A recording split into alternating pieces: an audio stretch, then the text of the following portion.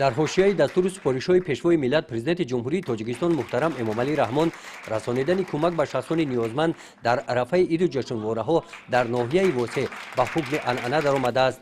дар доираи тадбирандешиҳои идона ва шодгардонидани кӯдакон дар арафаи соли нави милодӣ аз номи мақомоти иҷроияи ҳокимияти давлатии ноҳияи восеъ ба 36 нафар кӯдакони ятими кул тӯҳфаҳои идона, маблағҳои пулӣ ва сару либос тӯҳфа карда шуда хотири кӯдакон шодгардонида шуданд. дар ҳузури кӯдакон иҷрокунандаи вазифаи раиси ноҳияи восеъ дар суханронии худ қайд намуданд, ки кӯдакони ятим танҳо нестанд. онҳо ҳамеша зери таваҷҷӯҳ ва ғамхории роҳбарияти давлат қарор доранд.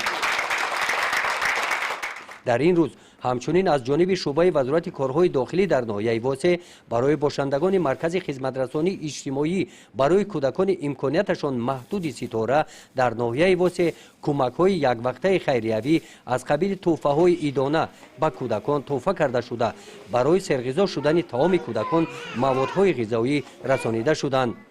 барои дастгирӣ кӯдакони марказ дар муҳити идона шеъру сурудҳои ватандӯстона қироат намуданд.